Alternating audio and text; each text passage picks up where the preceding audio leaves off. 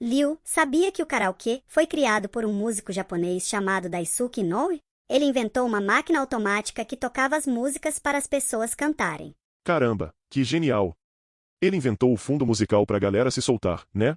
Exatamente. Isso foi um sucesso entre os frequentadores de bares e restaurantes. Mas o Daisuke não patenteou a invenção e perdeu a chance de ficar milionário. Coitado!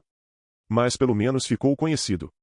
E o nome karaokê, de onde vem? O nome vem de uma combinação de duas palavras, kara, que significa vazio em japonês, e oke, que é a abreviação de orquestra em inglês. Então karaokê quer dizer orquestra vazia, ou seja, uma música sem a parte vocal. Ah, faz sentido. E os japoneses adoraram a ideia. Começou em bares e restaurantes, e logo todo mundo queria um. O karaokê virou uma maneira de se divertir, aliviar o estresse e se soltar. Até porque, no Japão, o pessoal é mais recatado no dia a dia, mas no karaokê, eles podiam se transformar.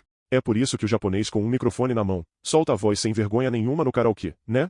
Exatamente. O karaokê deu essa liberdade para eles se expressarem de um jeito que não rola no dia a dia. Além disso, nos anos 80 e 90, surgiram no Japão as salas de karaokê privativas, chamadas de karaokê boxes, onde grupos pequenos podiam alugar um espaço só para cantar com os amigos. Isso fez a popularidade do karaokê explodir ainda mais. E no Brasil?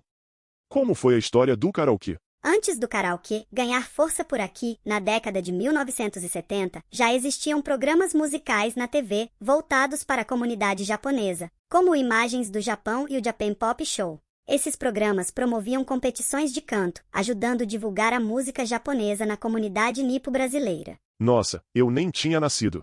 Esses programas foram a base da popularização do karaokê no Brasil. E muitos que começaram nesses concursos da TV acabaram brilhando em outros palcos. Depois, as pessoas passaram a cantar em casa, em festas e até em eventos culturais. Então o karaokê, aqui no Brasil virou uma porta para quem queria se destacar na música, né? Sim. Desde que o karaokê chegou ao Brasil, as associações culturais e clubes ligados à comunidade japonesa viram no karaokê uma oportunidade não apenas de diversão, mas também de cultivar talentos musicais, além de reunir associados. Com isso, começaram a surgir concursos amadores de karaokê, inicialmente restritos a músicas japonesas. Concursos de karaokê?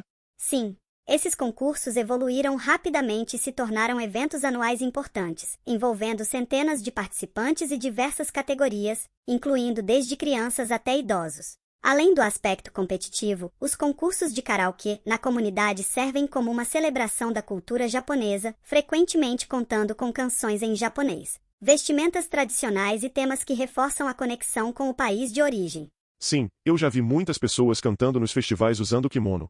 E a prática se expandiu para outras cidades e estados brasileiros com concentração de descendentes japoneses. Hoje, eventos da UPK em São Paulo e o Brasileirão de Karaokê, realizado pela ABRAC, atraem participantes de todo o país e se tornaram uma tradição, fortalecendo os laços culturais e incentivando o desenvolvimento artístico nas comunidades. Nossa, o negócio começou a ficar sério, né?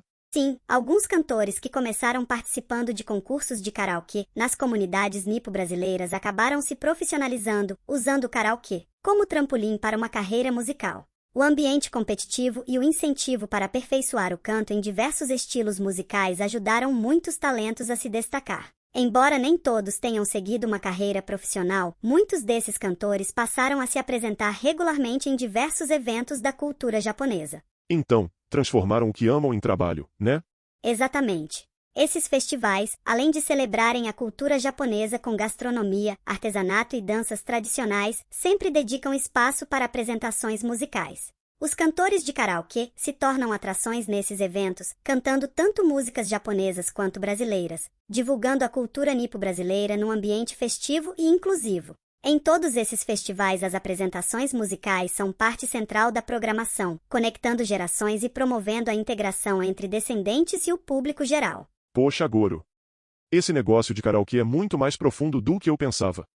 Sempre achei que significava orquestra vazia porque depois de ouvir minha voz, até a orquestra fugia, junto com a plateia.